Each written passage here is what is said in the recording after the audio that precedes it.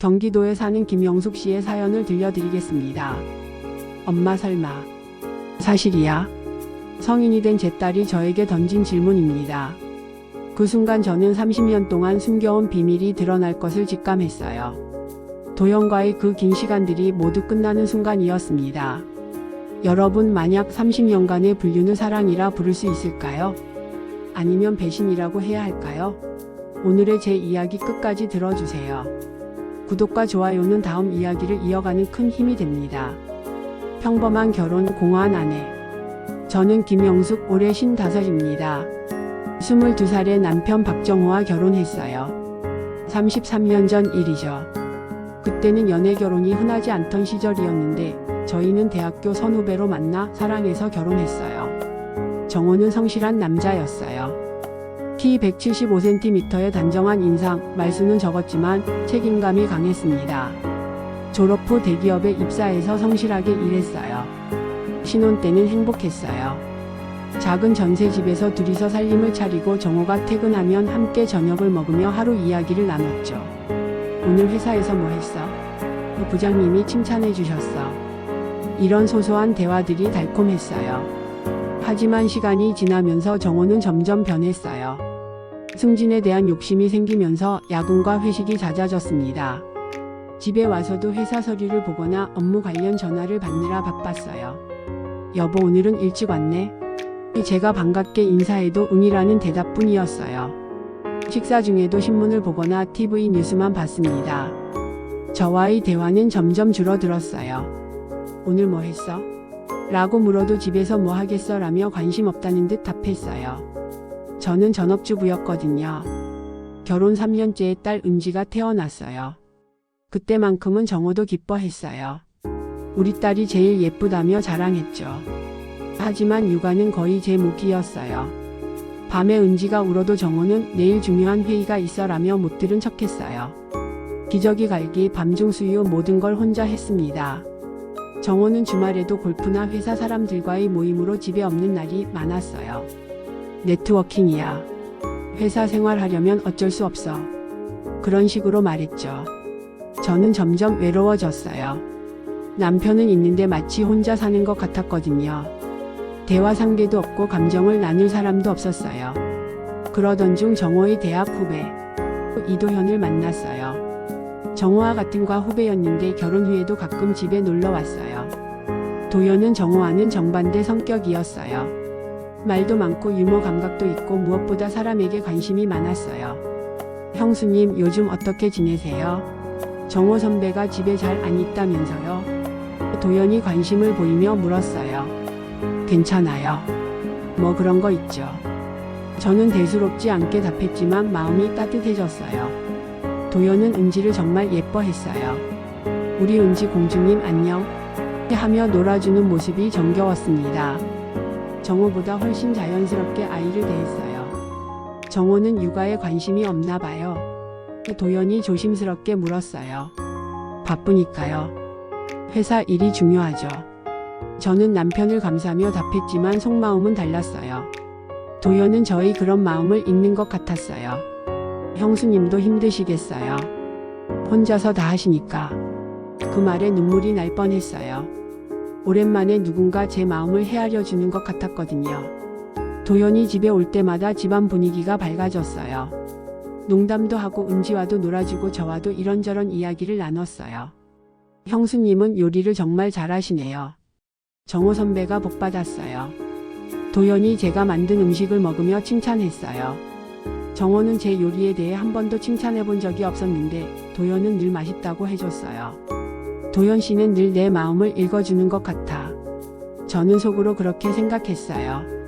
정호가 출장이나 야근으로 집에 없을 때 도현이 가끔 들러서 안부를 물어봤어요. 형수님 혼자 계시니까 심심하실 것 같아서요. 그런 배려가 고마웠어요. 남편도 해주지 않는 관심을 친구가 보여주니까 마음이 흔들렸습니다. 첫 번째 금지된 순간. 결혼 5년째 되던 해 겨울이었어요. 정호가 3개월간 중국 출장을 가게 됐습니다. 회사에서 큰 프로젝트 때문이었어요. 3개월이나 가요. 저는 걱정됐어요. 어쩔 수 없어. 중요한 일이야. 정호는 담담하게 말했어요. 정호가 떠나고 나니 집이 너무 조용했어요. 은지는 아직 5살이었고 저는 하루 종일 아이와만 대화하며 지냈어요. 그러던 어느 날 밤 은지가 갑자기 고열이 났어요. 체온이 39도까지 올라갔어요. 해열제를 먹여도 떨어지지 않았어요. 혼자서 아이를 업고 응급실로 가려는데 택시가 잡히지 않았어요. 추운 겨울밤에 아이를 안고 길가에서 기다리는데 눈물이 났습니다. 그때 도연에게 전화했어요. 도연씨 죄송한데 은지가 갑자기 아파서. 어디세요? 지금 갈게요. 도연은 망설이지 않고 답했어요. 30분 후 도연이 차를 몰고 와서 저희를 병원으로 데려다 줬어요. 응급실에서 진료를 받는 동안 계속 곁에 있어줬습니다. 괜찮을 거예요. 아이들은 열이 금방 떨어져요. 도연이 위로해줬어요. 다행히 단순 감기였어요. 주사를 맞고 집으로 돌아왔는데 도연이 혼자 계시니까 불안하실 텐데 제가 소파에서 하룻밤 자도 될까요? 라고 제안했어요. 고마워요. 하지만 괜찮아요. 저는 사양했지만 도연은 고집했어요. 만약 은지가 또 열이 나면 어떻게 하세요? 제가 있으면 안심이잖아요. 도연의 말이 맞았어요. 혼자서 아픈 아이를 돌보기가 불안했거든요. 그날 밤 은지는 계속 열이 오르락 내리락 했어요. 도연과 저는 번갈아 가며 아이를 돌봤습니다. 미지근한 물로 몸을 닦아주고 해열제를 먹이고 계속 체온을 재었어요. 새벽 3시쯤 은지가 드디어 편안하게 잠들었어요. 저와 도연은 거실에서 차를 마시며 안도했습니다. 정말 고마워요. 도연씨 없었으면 어쩔 뻔했어요. 제가 진심으로 감사를 표했어요. 뭐려 정호 선배가 없으니까 제가 도와드려야죠. 도연이 자연스럽게 답했어요. 그때 도연이 제 손을 살짝 잡았어요. 형수님 많이 힘드시죠? 그 따뜻한 손길에 마음이 무너졌어요. 얼마나 오랫동안 이런 위로를 받고 싶었는지 모르겠어요. 괜찮아요. 말은 그렇게 했지만 눈물이 나려고 했어요. 울어도 돼요. 혼자 다 감당하기 힘드시잖아요. 도연의 말에 참았던 눈물이 터져 나왔어요. 얼마나 외로웠는지 얼마나 지쳤는지 모든 걸 쏟아냈습니다. 도연은 말없이 제 등을 토닥여줬어요. 그 순간이 모든 것의 시작이었어요. 이건 사랑이 아닐지도 몰라. 하지만 난 너무 외로웠어. 저는 속으로 중얼거렸어요. 그날 밤 저희는 선을 넘었어요. 서로의 외로움에 기대어서 말이에요. 정호에 대한 배신감보다는 누군가에게 위로받고 싶은 마음이 더 컸어요. 다음날 아침 도연은 일찍 집을 나갔어요. 어제 일은 잊어주세요. 그렇게 말하며 떠났습니다. 하지만 저는 잊을 수 없었어요. 오랜만에 느껴본 따뜻함이었거든요. 30년의 그림자. 도연과의 관계는 그 후로도 계속됐어요. 처음에는 죄책감이 컸지만 점점 자연스러워졌습니다. 정호가 중국에서 돌아온 후에도 도연은 자주 집에 왔어요. 정호의 친한 후배니까 당연한 일이었죠. 아무도 의심하지 않았어요. 도연아 또 왔네? 맨날 우리 집에서 밥 얻어먹나? 이 정호가 농담조로 말하면 도연은 웃으며 답했어요. 형수님 요리가 너무 맛있어서요. 집에서 해먹는 것보다 훨씬 나아요. 자연스러운 대화였어요. 정호는 의심하지 않았습니다. 도연과 저는 조심스럽게 관계를 이어갔어요. 정호가 출장 갈 때나 야근할 때만 만났습니다. 일주일에 한두 번 정도였어요. 이러면 안 되는 거 알아. 제가 도연에게 말하면 도연은 저도 알아요. 하지만 형수님을 보면 마음이 아파요 라고 답했어요. 도연은 미혼이었어요. 당시 30살이었는데 연애도 안 하고 있었어요. 결혼할 생각 없어요? 제가 물으면 지금은 그럴 마음이 없어요 라고 했어요. 나중에 알았지만 도연이 결혼하지 않은 이유 중 하나가 저 때문이었어요. 몇 년이 지나면서 저희 관계는 더욱 깊어졌어요. 단순히 육체적인 관계가 아니라 정신적으로도 의지하게 됐습니다. 정호와는 나눌 수 없는 이야기들을 도연과 나눴어요. 은지 교육 문제, 시댁과의 갈등, 제 개인적인 고민들까지. 형수님은 정말 현명한 분이에요. 정호 형이 몰라보네요. 도연이 저를 인정해줄 때마다 마음이 따뜻해졌어요. 명절에도 도연은 늘 저희 집에 왔어요. 정호의 친구니까 자연스러웠죠. 시댁 식구들도 도연을 반겼어요. 도연이가 오니까 집안이 밝아지네. 시어머니도 도연을 좋아하셨어요. 저와 도연은 그런 상황들이 아이러니했어요. 모든 사람 앞에서 비밀을 숨기고 있는 상황이었거든요. 가족 모임에서도 도연은 늘 그 자리에 있었어요. 은지 생일 파티, 정호 승진 축하 모임, 저희 결혼 기념일까지. 마치 가족의 일원인 것처럼 자연스럽게요. 이웃들도 도연을 잘 알고 있었어요. 정호 씨 친구 참 좋은 분이네요. 자주 놀러 오시던데. 동네 미자 아주머니가 말했어요. 그때 미자 아주머니가 의미심장한 말을 했어요. 그런데 도연 씨가 집에 너무 자연스럽게 드나드시는 것 같아요. 마치 주인 같다고 할까? 저는 순간 가슴이 철렁했어요. 혹시 의심하는 건 아닐까 싶어서요. 정호가 자주 없으니까 심심해서 그런 거 아닐까요? 미자 아주머니가 혼잣말하듯 중얼거렸어요. 다행히 확신하는 건 아닌 것 같았어요. 하지만 그때부터 저는 더욱 조심하게 됐습니다. 세월이 흘러 은지가 중학생이 됐을 때도 도연은 여전히 저희 집에 자주 왔어요. 이제는 정말 가족 같은 존재가 되어 있었어요. 도연 아저씨 수학 문제 좀 가르쳐 주세요. 은지도 도연을 따랐어요. 도연은 은지 공부도 봐주고 학교 행사에도 참석했어요. 정호가 바빠서 못 갈 때 대신 가주곤 했습니다. 아빠 대신 와주셔서 고마워요. 은지가 도연에게 말할 때 저는 복잡한 심정이었어요. 30년이라는 긴 시간 동안 저희는 아무도 모르게 관계를 유지했어요. 정호도 은지도 이웃들도 모르게 말이에요. 하지만 어디선가 눈치채고 있는 사람이 있었어요. 딸의 의심. 은지가 대학생이 되면서 상황이 조금 달라지기 시작했어요. 이제 21살이 된 은지는 어른의 시각으로 주변을 관찰하기 시작했거든요. 엄마, 도연 아저씨가 우리 집에 너무 자주 오는 것 같지 않아요? 어느 날 은지가 물었어요. 그래? 아빠 친구니까 자주 오는 거 아닐까? 저는 애써 태연하게 답했어요. 그런데 아빠가 없을 때 더 자주 오시는 것 같은데요.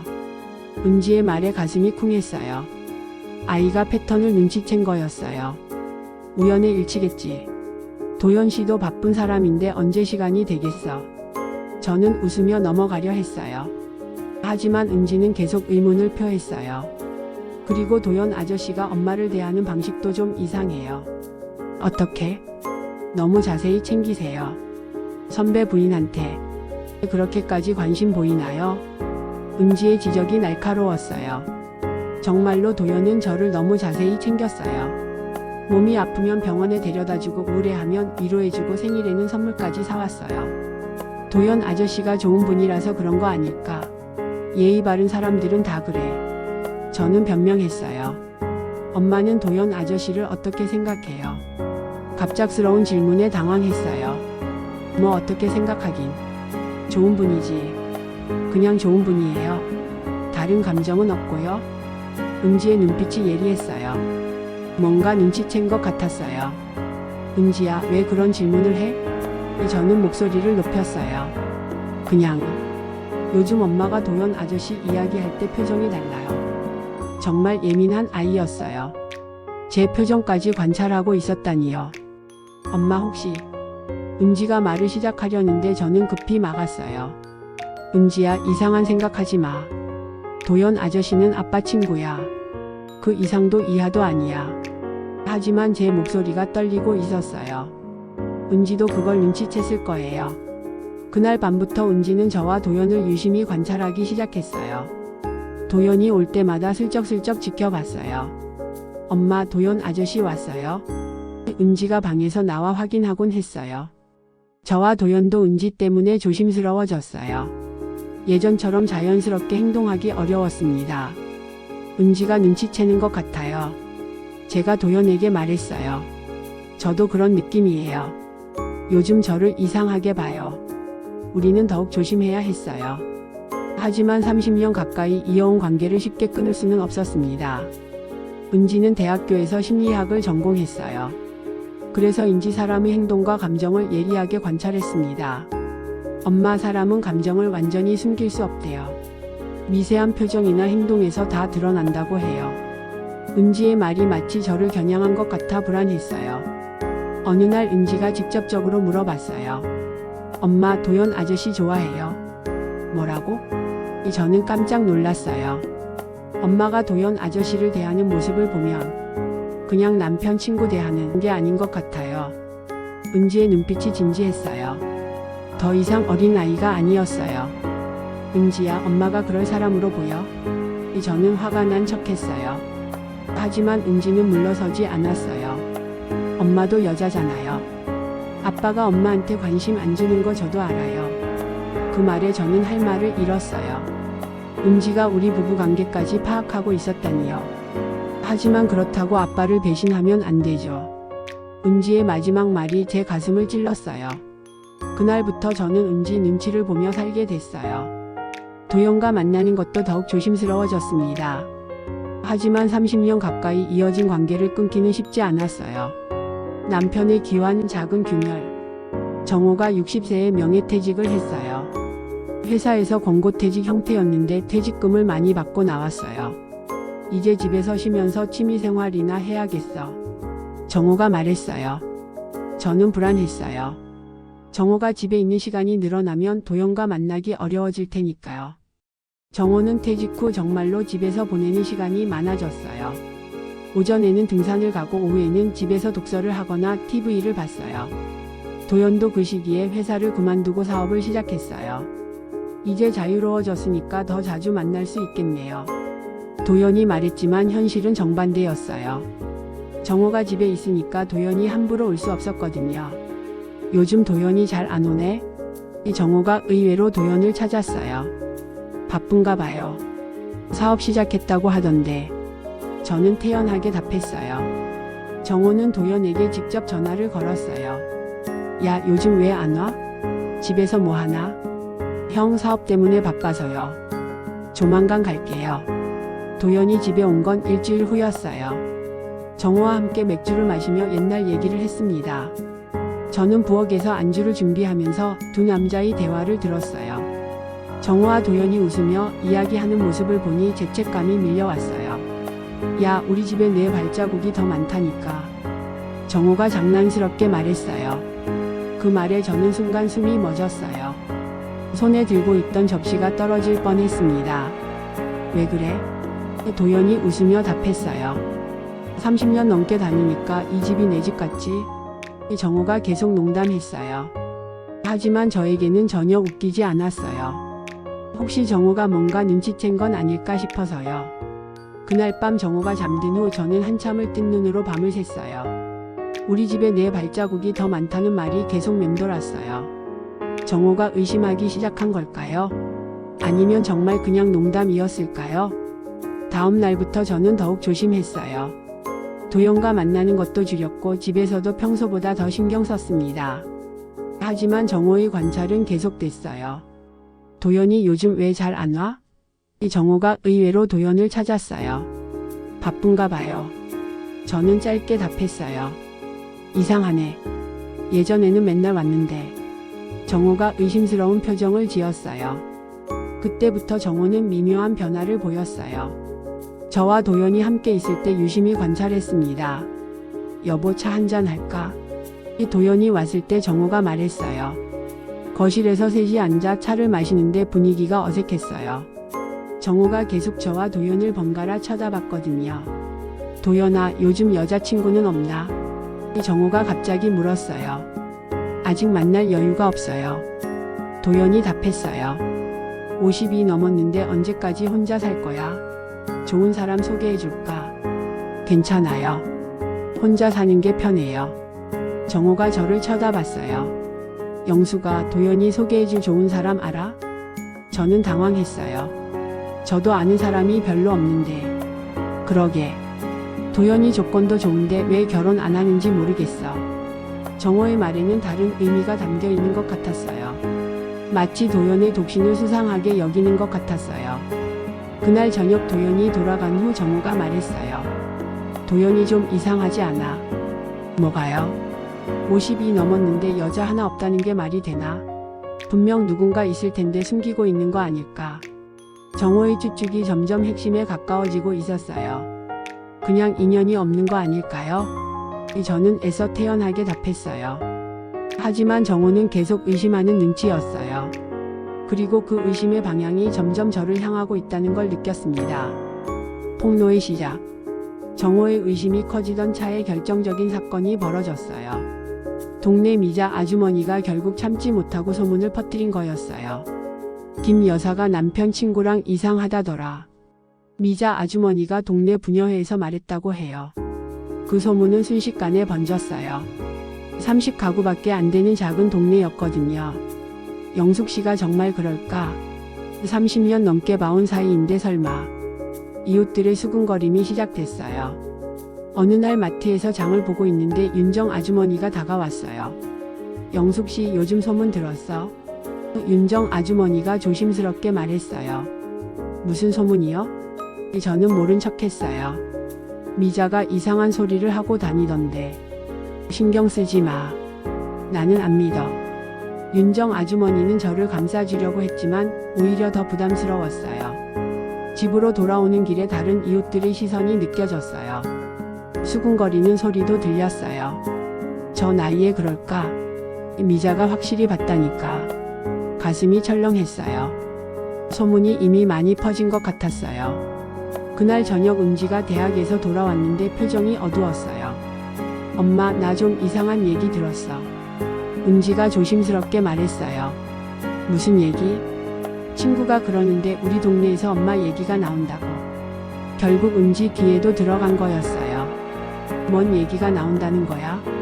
저는 애써 침착하게 물었어요. 도연 아저씨와. 그런 얘기요. 은지의 목소리가 떨리고 있었어요. 아마 친구에게 들었을 때 충격이었을 거예요. 엄마 설마. 사실이야?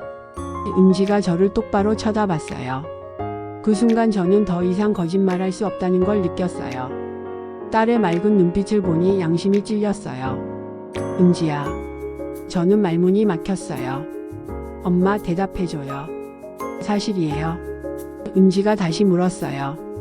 저는 고개를 숙이고 눈물을 흘렸어요. 말로는 부인했지만 행동으로 인정한 셈이었어요. 엄마. 은지의 목소리에 실망감이 담겨 있었어요. 미안해 은지야. 엄마가 잘못했어.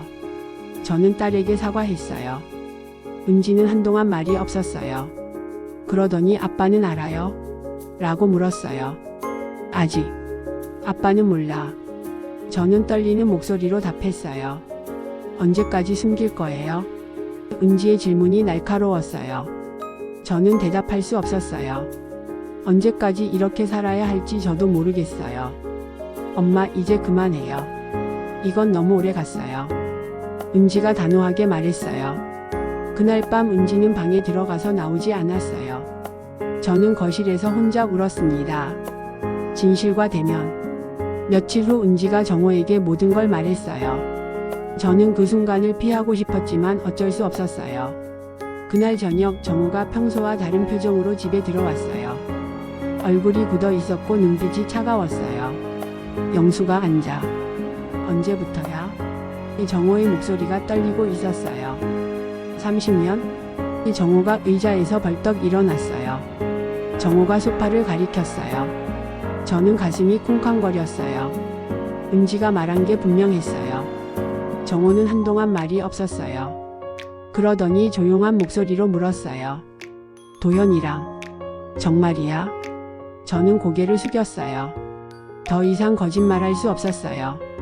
30년 전부터. 저는 간신히 대답했어요. 30년 동안 내 후배와 내 아내가. 정호는 말을 잇지 못했어요. 너무 큰 충격이었나 봐요. 미안해. 정말 미안해. 저는 울면서 사과했어요.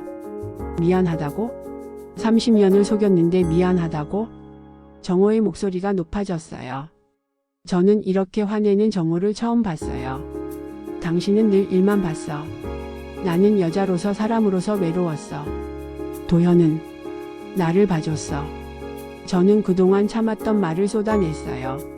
그래서 내 후배와 바람을 피운 거야? 그게 이유가 돼? 정호는 믿을 수 없다는 표정이었어요. 나도 처음에는 잘못된 줄 알았어. 하지만 시간이 지나면서 뭐? 사랑이라고 착각한 거야? 정호의 말이 날카로웠어요. 그때 도연이 집 앞에 도착했어요. 은지가 불렀나 봐요. 들어와. 정호가 도연을 보며 차갑게 말했어요. 도연은 무슨 일인지 알고 있는 듯 했어요. 표정이 굳어 있었어요. 정호 선배. 도연이 말을 시작하려 했지만 정호가 막았어요. 입 닥쳐. 30년 동안 내 친구 행세하면서 내 아내와. 정호는 주먹을 불끈 쥐었어요. 도연은 고개를 숙이며 말했어요. 네가 배신한 건 영숙만이 아니라 우리의 우정이었지. 우정? 정호가 비웃었어요. 30년간 우정이라고 생각했던 게 다 거짓이었네.